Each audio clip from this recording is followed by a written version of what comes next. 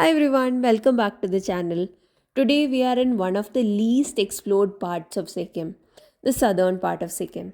Every part of Sikkim has its unique charm, and the southern part is especially popular for its lush valleys, towering peaks, and spiritual serenity. So today early morning we checked out from Gangtok and proceeded towards Namchi district, which is the headquarters of southern Sikkim. And our first stop for the day was Temi Tea Estate. It is the one and only tea estate in the state of Sikkim. Temi Tea Estate is considered one of the best in India and the world, and it produces best quality tea for international markets. The tea estate is renowned for its organic tea production using only organic fertilizers, which contributes to the high quality of the tea. While you're here, don't forget to indulge in the delicious brew that is light, golden yellow, and of delicate flavor. The entry fee to Temi Tea Garden is only 60 rupees per person, and the picturesque views are totally worth it. So, if you're traveling by this region, Temi Tea Estate would be a good stopover. We visited Sikkim in the month of November, and November is that time of the year when southern Sikkim is covered in cherry blossoms. We got to see some bits of cherry blossoms here and there during our way near the Temi Tea Estate region. After Temi Tea, our next stop in Namchi was Char Dham or Siddheshwar Dham, which is one of the prominent religious centers in Namchi. It was conceived as a religious and cultural complex and was established in the early 21st century to promote religious tourism in the state. Over rupees 56 crores were spent on this complex, which spreads across 29 hectares of area on top of a hill known as Solofolk Hill. As you enter the main area towards left and walk up, the first thing that strikes is the towering statue of Lord Shiva in a sitting posture. You can't keep your eyes off that for long, and wherever you are in this complex, you can always see the statue. As per Hindu beliefs, in order to attain moksha, one has to perform pilgrimage to all the existing four dhams. This place houses replicas of all the four dhams, namely Badrinath Dham, Jagannath Dham, Dwaraka Dham, and Rameshwar Dham. The main Shiva temple is 108 feet in height, and atop that sits the gigantic statue of Lord Shiva, which is another 87 feet tall. The entry fee to this place is 50 rupees per adult, and car parking can cost you another 50 rupees for a four wheeler.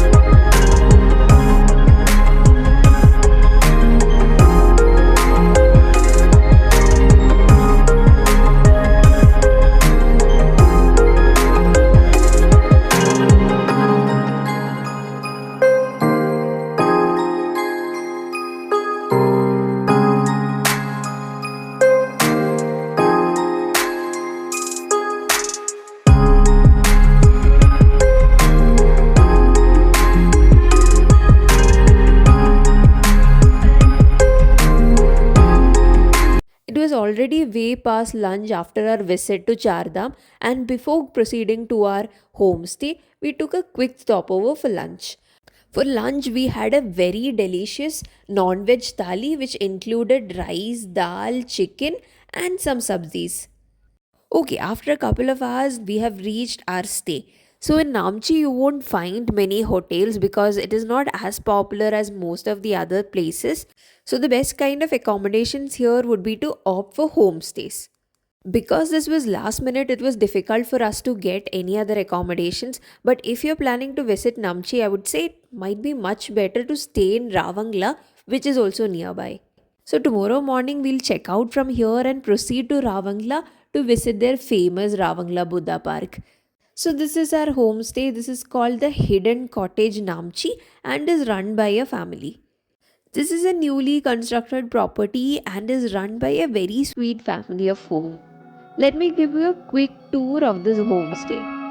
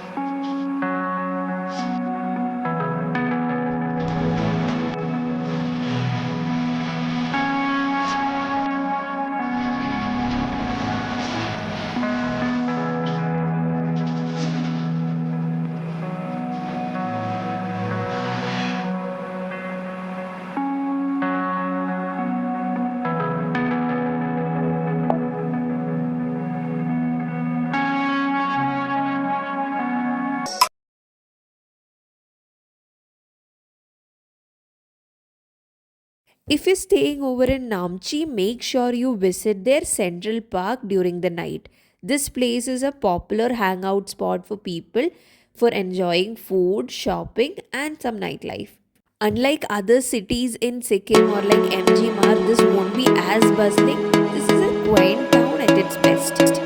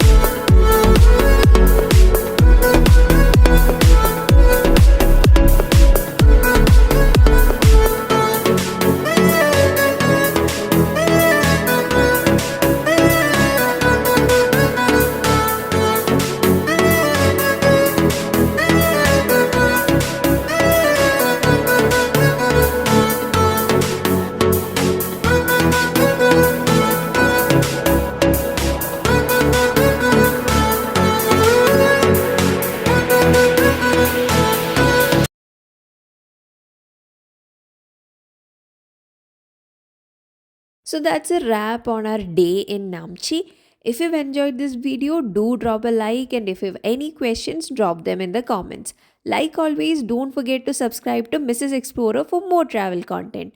Until then, bye.